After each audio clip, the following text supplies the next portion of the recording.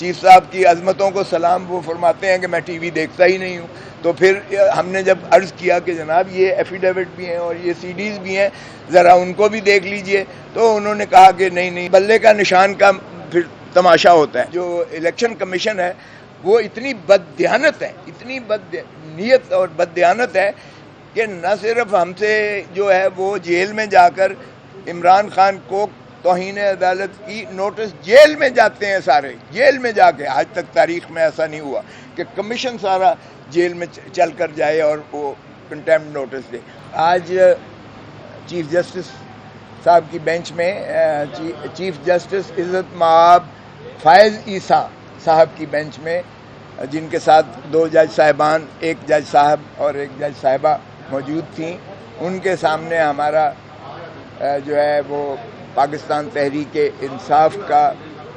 توہین عدالت کا ہم نے جو نالش کر رکھی تھی کہ 22 دسمبر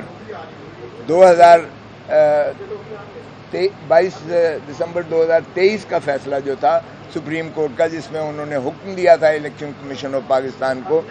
کہ صاف اور شفاف الیکشنز یقینی بنائے جائیں, لیول پلینگ فیلڈ دی جائے, کیونکہ ریاست کی روح ہی صاف اور شفاف الیکشنز اور لیول پلینگ فیلڈ سے وابستہ ہے. تو اس لیے اس کو یقینی بنایا جائے, اور اس کی انڈرٹیکنگ جو ہے اٹارنی جنرل اور الیکشن کمیشن کے جو وکلاء تھے انہوں نے بھی دی تھی, جو بھی ایک فیصلے کا حصہ متصور ہوتا ہے. تو اس کی چونکہ دھجیاں اڑائی گئیں واضح طور پر اور تضحیق کی گئی سپریم کورٹ کے اس فیصلے کی, جب ہمارے امیدواروں کو جو ہے کاغذات نامزدگی داخل کرنے سے مانع کیا گیا, ہمارے پرپوزرز اور سیکنڈرز کو اٹھا لیا گیا, ریٹرننگ آفیسرز کے باہر ایک جم غفیر پولیس کا اور سفید پارچات میں ان کے اپنے جو لا انفورسنگ ایجنسیز کے لوگ ہوا کرتے ہیں وہ موجود ہوتے تھے, اور ان کی رسائی ناممکن بنا دی, جس کے لیے کئی ہمارے امیدواران نے ریٹیں ہائی کورٹس کے مختلف بینچز میں سارے پاکستان میں کی, اور جس وجہ سے پھر 2 دن جب ایکسٹینڈ ہوئی, اضافی ہوئی, 24 تک کیا گیا, 24 دسمبر تک کاغذات نامزدگی داخل کرنے کا, تو وہ ایک آگ کا دریا پار کر کے جو ہے وہ کامیاب ہوئے یا جس طرح سے, اور جو وکلاء بھی ساتھ جاتے تھے ان کو بھی گرفتار کر لیا جاتا تھا, اور باریں پھر اٹھتی تھیں اور پھر ان کو مخلصی ملتی تھی. یہ مرحلہ وہ تھا جو کاغذات نامزدگی داخل کرنے کا تھا, یہ 20 سے 22 تک تھا اور 22 سے 24 تک ایکسٹینڈ ہوا, تو یہ اس دورانیے میں ہمارے ساتھ سارے پاکستان میں کیا گیا. اس کے بعد شروع ہوتا ہے کاغذات نامزدگی کی جانچ پڑتال کا, جانچ پڑتال اسکروٹنی کا. وہ 30 تاریخ تک جو ہے فیصلہ میعاد دی گئی تھی الیکشن کمیشن آف پاکستان. تو ڈفرینٹ ریٹرننگ آفیسرز نے کسی کو 26, 27, 28, 29, 30 تک تاریخیں دے رکھی تھی. اس میں بھی یہی چیز روا کی گئی, اور وکلاء کو ہم بھیجتے تھے اس لیے کہ وکلاء ذرا اپنا قانون کو محافظ ہونے کے ناطے سے ان کو حقوق کا پتہ ہوتا تھا, لیکن وہاں بھی ایسا ہی ماحول کریٹ کیا گیا, اور چنانچہ ہم نے دیکھا کہ کاغذات نامزدگی کو پھاڑا گیا, آپ کے میڈیا نے دکھایا, تشدد کیا گیا, عورتوں کو جو ہے اسی طرح جانے سے مانع کیا گیا, ان کے ساتھ جو ہے ہماری فیمیل کینڈیڈیٹس کے ساتھ وہی حال کیا گیا, اور اس بات کی ہم نے پھر ہمارے کینڈیڈیٹس کو اریسٹ کر لیا گیا, یہ مینٹیننس ایم پی او لگا کر اریسٹ کیے گئے, اور ان کے پاس جو ہے خالی ڈپٹی کمشنرز کے وہ جو ہے پرفارم موجود تھے, جس میں صرف نام انہوں نے درج کرنا ہوتا تھا, اور 1 مہینے کی نظر بندی اس کی لکھی ہوئی ہوتی تھی ہر اسٹیشن پر, جس کو چاہتے تھے اٹھا کر اور اس کو جیل میں ڈال دیتے تھے اس ایم پی او کے تحت. اور یہ ڈپٹی کمشنر وہ ہے جو ڈسٹرکٹ ریٹرننگ آفیسرز ہیں, ہر ضلع میں district returning officer deputy commissioner ہے, اور انہی کے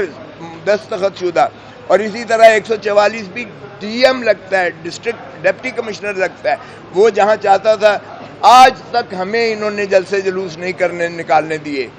اور جو کوشش کرتا ہے اس کے گھر کو اڑا دیتے ہیں, مسمار کر دیتے ہیں, کاروبار اس کے بند کر دیتے ہیں, اور اس کو بھی جو ہے اغوا کر کے اس کو پابا سلاسل کر کے جیلوں میں بند کر دیتے ہیں, جو ہم نے ریٹیں کر کے ان کو مخلصی دلائی. تو یہ چیزیں ہم ساری جب سپریم کورٹ میں لے کر آئے کہ جناب آپ نے کیسا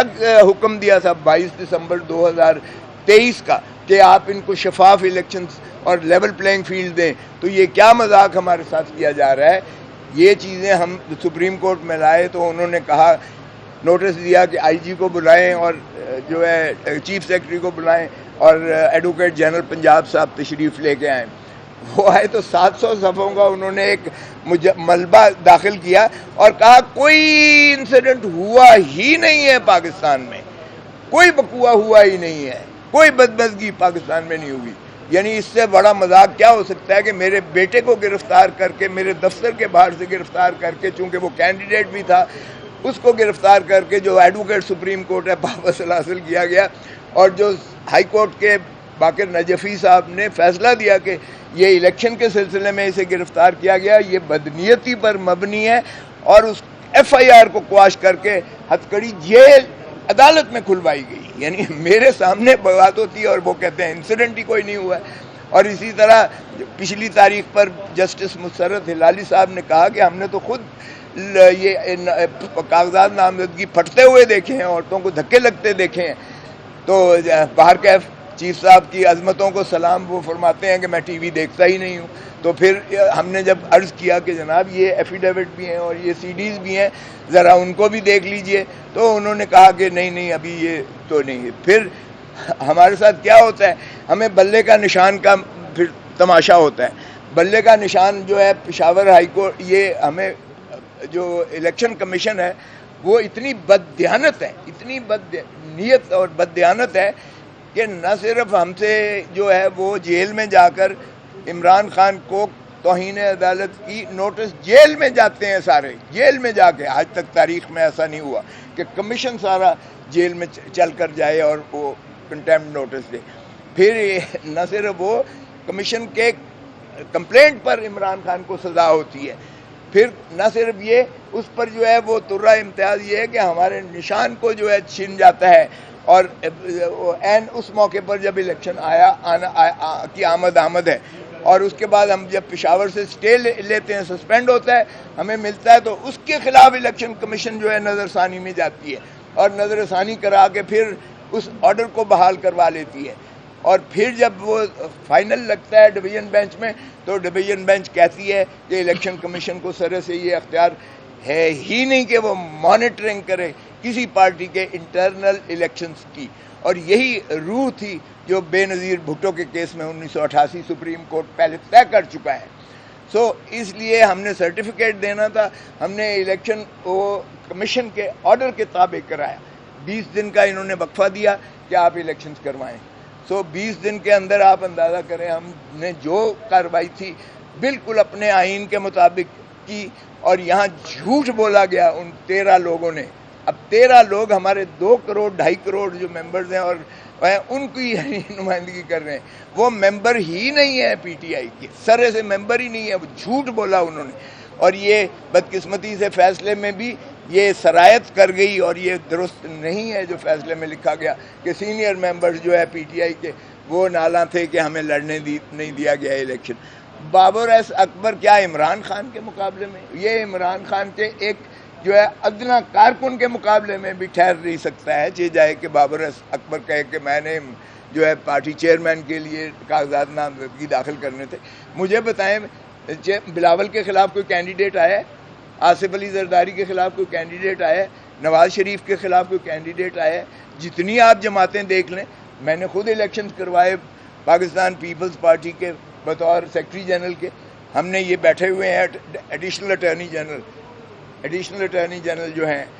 جاوید بینس صاحب، اس کو ہم نے چیف الیکشن کمشنر بنایا. صوبوں میں جو ہے مشتہری کی گئی، ایک ہی کاغذات نامزدگی آیا چیئرمین کے لیے، بلاول بھٹو زرداری بن گئے. ایک ہی کاغذات نامزدگی آئے لطیف کھوسا کے لیے، سیکرٹری جنرل بن گئے. ایک ہی کاغذات نامزدگی آئے قمرالزمان قاہرہ کے، وہ انفارمیشن سیکرٹری میرے ساتھ بن گئے. اور خزانچی کے لیے ایک ہی امجد صاحب کے آئے، وہ بن گئے.